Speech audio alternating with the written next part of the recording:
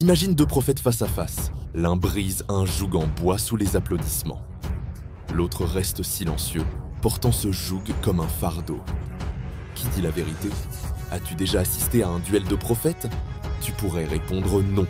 Et pourtant, dans l'histoire, il y en a eu. Et Jérémie 28 en est l'un des plus marquants.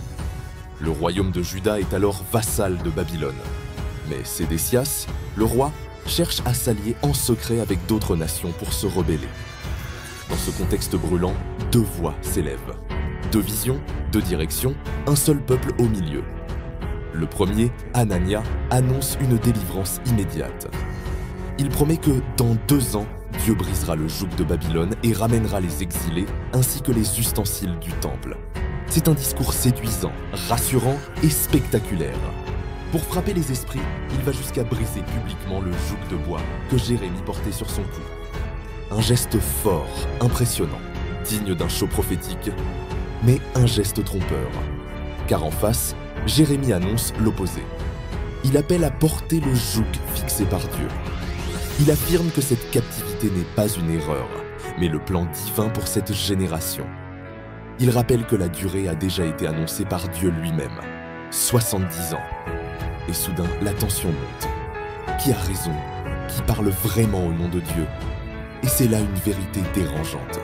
Ce n'est pas parce qu'un message commence par « Ainsi parle l'Éternel » qu'il vient réellement du ciel. La vraie prophétie se reconnaît non pas au bruit qu'elle fait, mais au temps qu'il accomplit. La séduction, c'est de croire aux raccourcis. Les promesses rapides séduisent, mais elles n'ont ni fondement ni transformation. Pourquoi cela séduit-il autant? Parce que nous préférons le court-termisme à la patience. Parce que nous aimons le spectaculaire plus que l'obéissance. Parce que nous rêvons d'une promesse sans croix, d'une victoire sans processus. Mais si la croix est absente, la transformation le sera aussi. C'est comme un médecin qui annonce à son patient « Le traitement sera long et douloureux, mais il guérira ». Et un autre qui lui dit « Pas d'inquiétude, en 2 jours, tout ira mieux ». Lequel préfères-tu entendre? Mais lequel dit la vérité? Aujourd'hui encore, beaucoup recherchent des messages qui font du bien sur le moment, mais qui ne demandent ni repentance ni discipline. C'est la tentation d'Hanania. Une parole fluide, une promesse rapide, une foule acquise, mais un message qui ne vient pas de Dieu. Et ce piège existe toujours. Un message peut commencer par une onction de vérité et finir en imposture spirituelle. Car ce n'est pas parce que ça fait du bruit que ça vient du ciel. Alors, comment reconnaître la voix de Dieu? En entrant dans la posture du vrai prophète. Jérémie ne cherche pas à gagner le débat. Il ne cherche pas le buzz. Il reste fidèle à la parole, même quand cela coûte. Il dit « Amen, mais écoute ». Il rappelle que la vérité se vérifie dans le temps, pas dans l'instant. Un juge ne rend pas un verdict à l'applaudimètre. Il attend les preuves, il regarde les faits, il laisse le temps confirmer. De même, une prophétie se teste au temps. Le tribunal du temps est impartial. Il révèle ce qui est solide et ce qui n'était que fumée. Et souvent, Dieu permet le temps pour éprouver la fidélité de ceux qui entendent sa voix. Es-tu prêt à attendre que Dieu confirme ce qu'il a semé en toi? Ou veux-tu une promesse expresse qui disparaît au premier obstacle? Le vrai test, ce n'est pas l'émotion que tu ressens. C'est le fruit que ça produit. La croix, la sanctification, la transformation.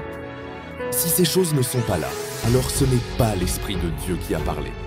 Hanania a promis un raccourci. Mais Dieu a montré que ces raccourcis n'avaient aucune valeur.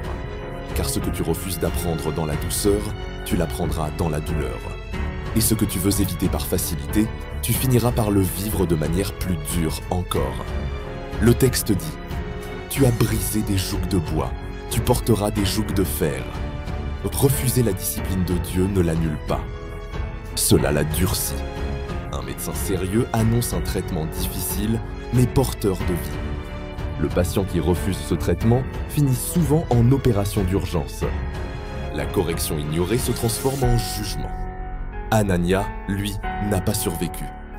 Il est mort la même année, preuve publique que la parole de Jérémie venait de Dieu. Le peuple pouvait douter des mots, mais il ne pouvait pas nier les faits. La vérité finit toujours par éclater. Et si on transpose cette scène à notre époque? Aujourd'hui, combien de discours séduisants circulent sur les réseaux sociaux? Promesses de succès instantanées, méthodes express, paroles qui flattent nos envies, mais qui suppriment le processus de transformation.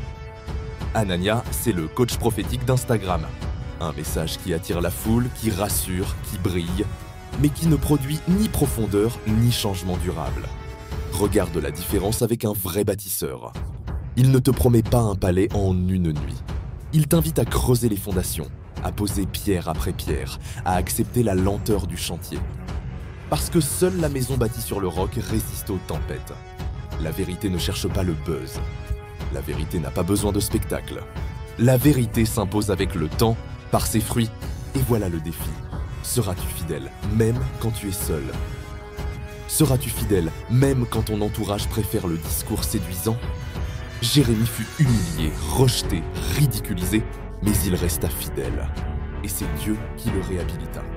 Souvent, ceux qui annoncent la vérité sont d'abord moqués, puis plus tard remerciés. Comme les lanceurs d'alerte, incompris au début, mais reconnus quand les faits finissent par éclater. C'est la même chose spirituellement. Alors, ne méprise pas le processus. La discipline n'est pas un piège. C'est une préparation. Refuser la correction, c'est s'exposer à une correction plus dure encore. Mais embrasser le processus de Dieu, c'est entrer dans une liberté durable. Regarde autour de toi. Beaucoup se font prophétiser une promotion, un mariage, une bénédiction matérielle. Mais 10 ans après, rien n'a changé intérieurement, parce qu'il n'y a pas eu de sanctification, pas de transformation. Le vrai test, c'est le fruit.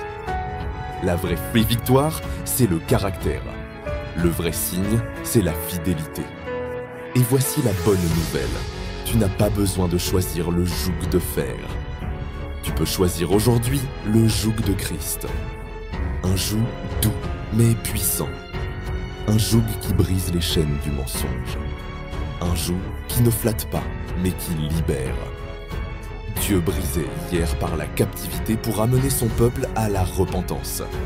Aujourd'hui, Christ brise par l'amour pour transformer nos vies. La discipline du Père n'est jamais pour détruire. Elle est pour préparer, purifier et rendre capable. Alors pose-toi cette question. Qu'est-ce que Dieu essaie de t'enseigner que tu refuses d'apprendre? Et si le chemin que tu veux éviter est justement le chemin qui te libérera? Ne cherche pas le message qui te rassure. Cherche la vérité qui te transforme. Ne cours pas après la promesse rapide, entre dans le processus de Dieu. Ne préfère pas le confort immédiat. Choisis la croissance durable, car au final, une seule chose restera. Ce n'est pas l'émotion du moment, c'est le fruit produit par le temps. Et c'est là que tu sauras si c'était la voix de Dieu ou non. Et si ce message a résonné en toi, ne le garde pas pour toi. Partage-le à quelqu'un qui court après des raccourcis. Parce que la vérité n'a pas besoin de buzz pour convaincre. Elle a seulement besoin d'être transmise pour transformer.